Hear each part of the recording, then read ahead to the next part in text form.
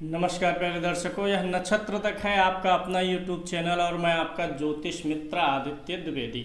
आज हम बात करने वाले हैं शुक्र ग्रह के 12 भावों में फल, शुक्र के द्वारा बनने वाले शुभ अशुभ योगों के बारे में जानकारी लेंगे। शुक्र ग्रह के अशुभ योगों के उपाय के बारे में जानकारी, शुक्र के यंत्र मंत्र के बारे में भी जानकारी देने वाले हैं आपको।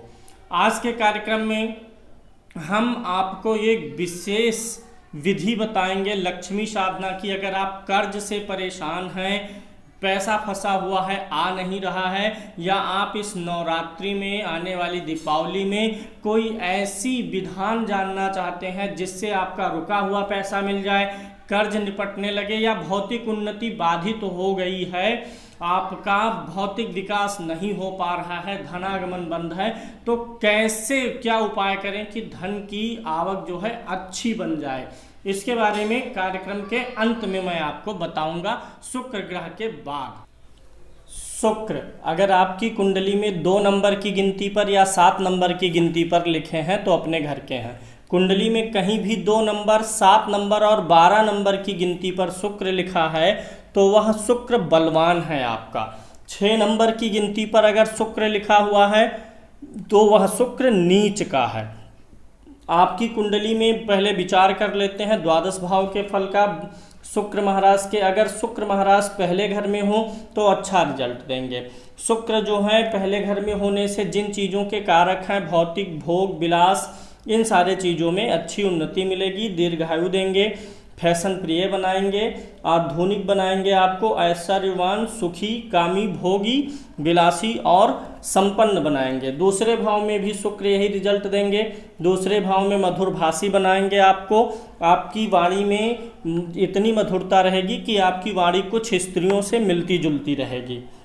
और आपके दूसरे घर में हो तो दीर्घजीवी बनाएंगे और रत्न और आभूषणों का सुख ऐसे लोगों को विशेष मिलता है। अगर स्त्री की कुंडली हो और दूसरे भाव में शुक्र महाराज हो तो ऐसे व्यक्ति को आभूषणों का ज़्यादा अच्छा लाभ मिलता है। तीसरे भाव में शुक्र महाराज हो पराक्रम भाव में तो ऐसा व्यक्ति थोड़ा भीरू होता है। ऐसा व्यक्ति लड़ाई झगड़ा, वाद विवाद और चीखा चिल्लाहट से दूर रहना पसंद करेगा और ऐसे व्यक्ति के अंदर कुछ कृपणता आ जाती है। ऐसा व्यक्ति कंजूस स्वभाव का होता है, हालांकि विद्वान और पर्यटनशील होता है, घूमना टहलना पसंद करता है।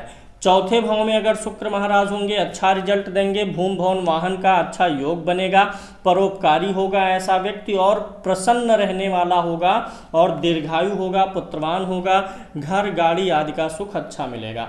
शुक्र अगर 5वें भाव में हो तो स्त्री कन्या की जो है कन्या संतान की प्राप्ति बड़ी आसानी से दे देते हैं शुक्र महाराज, और कन्या संतान लक्ष्मी का स्वरूप माना जाएगा। अगर जिनके कुंडली में 5वें घर में शुक्र हैं ऐसे व्यक्ति के कन्या संतान होने पर उसके जीवन में वृद्धि होती है, भौतिक भोग विलास में वृद्धि होने का अनुमान हो जाता है। और 5वें भाव में न्यायवान बनाएंगे, उदार बनाएंगे, विद्वान बनाएंगे और कवि भी बनाएंगे। अगर बुध का अच्छा साथ मिल गया तो व्यवसाय भी अच्छा बनाते हैं। और 6वें भाव में अगर शुक्र महाराज हों तो स्त्री के कारक ग्रह हैं तो पत्नी के लिए अच्छे नहीं होते हैं। पत्नी को शारीरिक कष्ट हो सकता है या पत्नी के आदत से, स्वभाव से और व्यवहार से आपको कष्ट हो सकता है। जब भी शुक्र 6वें में, 8वें में या 12वें में होंगे तो ऐसे में स्त्री के द्वारा या पत्नी के द्वारा व्यक्ति को मानसिक क्लेश प्राप्त होता है। व्यक्ति का मन बहुत प्रसन्नचित पत्नी से नहीं हो पाता है। 6वें भाव में शुक्र होंगे तो स्त्रियों से हानि का भी योग बनता है। स्त्रियों पर पैसा ऐसा व्यक्ति ज़्यादा बर्बाद कर सकता है। अगर किसी स्त्री को कर्ज देगा तो पैसा वापस मिलना मुश्किल हो जाता है। 6वें भाव का शुक्र अच्छा नहीं होता है। 7वें भाव में अगर शुक्र महाराज हैं तो अच्छा रिजल्ट देंगे, ससुराल अच्छी मिलेगी, ऐसे व्यक्ति की स्त्री सुंदर होगी और आधुनिक होगी, ऐसे व्यक्ति को स्त्री से अच्छा सुख मिलेगा। और अगर बिजनेस में स्त्री किसी स्त्री को पार्टनरशिप में रखें तो ज़्यादा लाभ मिलेगा। 8वें भाव में शुक्र होंगे तो फिर से वही चीज़ देंगे, गुप्त रोग दे सकते हैं और टाइम के साथ में जो है व्यक्ति की कामेच्छा में कमी आ सकता है, स्त्री से कष्ट बनेगा, पत्नी से कष्ट बनेगा, शत्रुओं का भी भय होता है। 8वें भाव में अगर यहाँ पर शुक्र महाराज हो तो क्रोध भी दे सकते हैं, और लेकिन ऐसा व्यक्ति जो है घूमने टहलने का शौकीन होता है और दूसरे की स्त्रियों पर ऐसा व्यक्ति ज़्यादा आकर्षित होता है, पर स्त्री रत बोलते हैं, ग्रंथों में बताया गया। शुक्र महाराज अगर नवम भाव में है तो नवम भाव में अच्छा रिजल्ट देंगे, गुड़ी बनाएंगे, आस्तिक बनाएंगे, और ऐसा व्यक्ति अपने गृह सुख पर ज़्यादा ध्यान देगा, मतलब अपने परिवार, अपने बच्चे और अपनी पत्नी आदि के सुखों पर ध्यान देगा।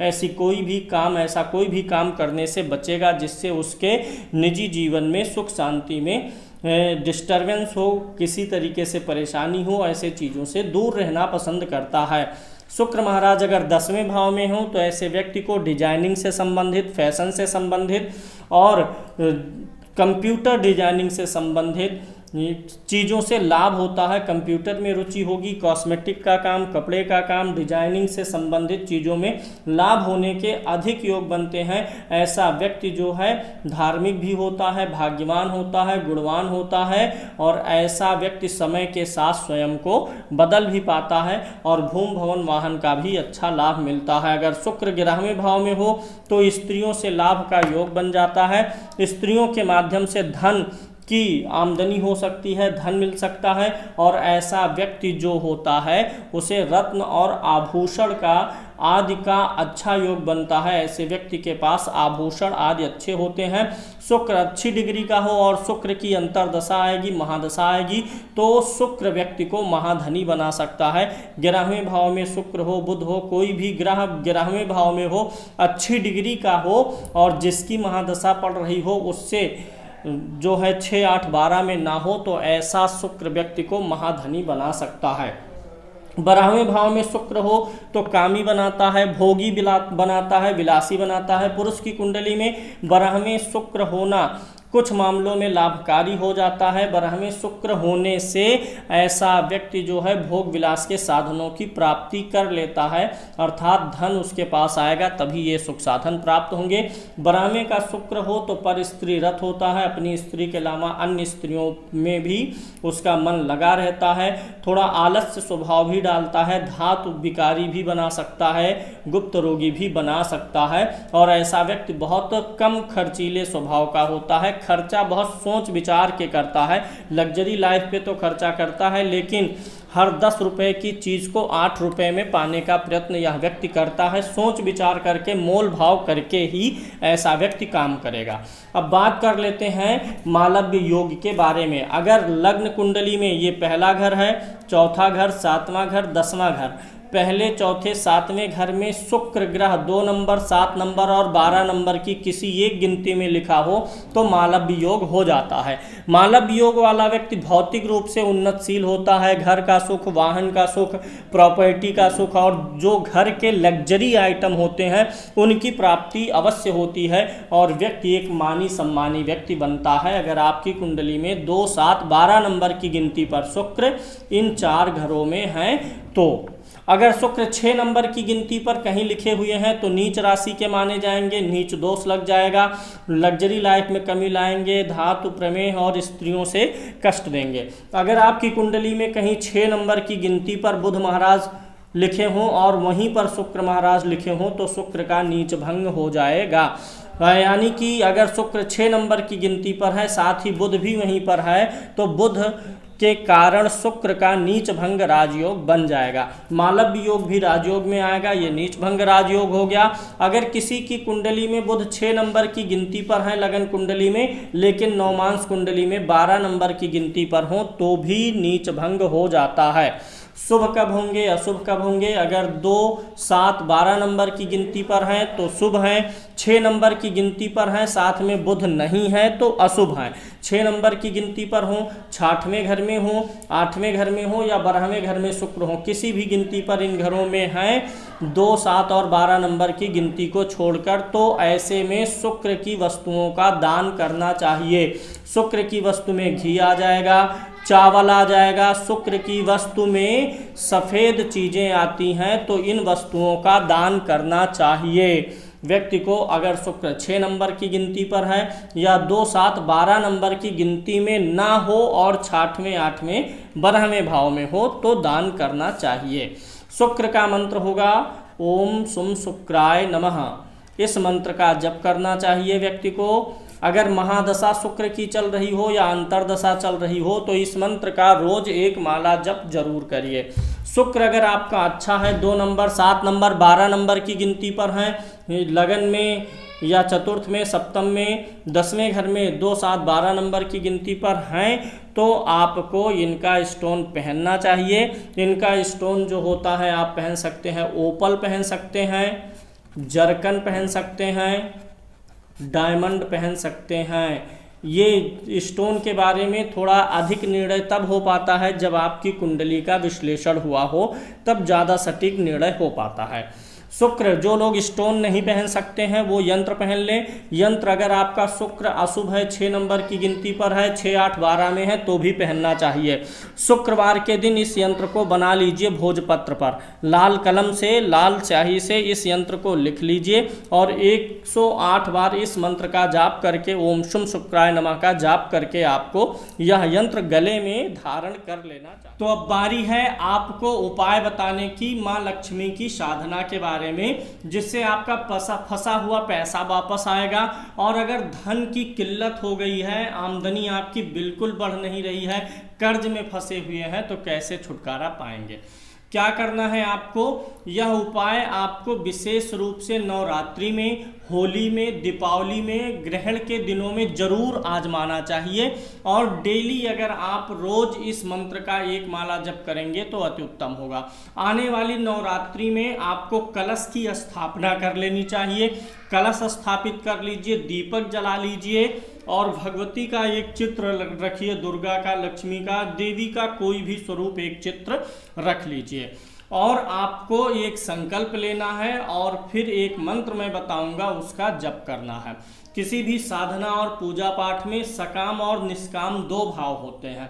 जब तक आप संकल्प नहीं करते हैं तब तक वह निष्काम हो जाता है, यानी वह परमार्थ में जुड़ जाता है, आपके पुण्य वाले हिस्से में जुड़ेगा। इसलिए संकल्प बहुत जरूरी होता है जब आप किसी इच्छा विशेष के लिए कार्य करते हैं तब। कैसे करना है? नवरात्रि में आप कलश की स्थापना करिए, कलश का पूजन करिए, फूल, अक्षत, धूप, दीप आदि से पूजन करिए कलश का। भगवती के चित्र पर पुष्प अर्पण करिए और उसके बाद दाहिने हाथ की हथेली में पानी लेकर के 5-7 बूंद संकल्प बोल दीजिए मैं, फिर अपना नाम, मैं फला, अपनी आर्थिक समस्याओं से छुटकारा पाने के लिए, कर्ज मुक्ति के लिए, धन्य धान्य समृद्धि ऐश्वर्य पाने के लिए भगवती लक्ष्मी की उपासना कर रहा हूँ, इतना बोल के जल जमीन पे डाल दीजिए। और फिर उसके बाद मंत्र जाप करना है आपको, ओम श्रीम महालक्ष्मय मम गृहे आगच्छ आगच्छ स्वाहा। ओम श्रीम महालक्ष्मय मम गृहे आगच्छ आगच्छ स्वाहा। इस मंत्र का जप करिए। दुर्गाष्टमी को हवन करिए, दीपावली में इसी मंत्र का जप करिए कलश स्थापन करके, होली में भी इसी मंत्र का जप करिए, ग्रहण काल में भी करिए और इसी मंत्र से हवन भी करना है। होली, दीपावली, ग्रहण में आपको नवरात्रि में हवन भी करना है और पूरे वर्ष भर 1 माला इसका आप जाप भी कर सकते हैं। संकल्प आपको रोज लेना है और रोज 1 माला जप करनी है।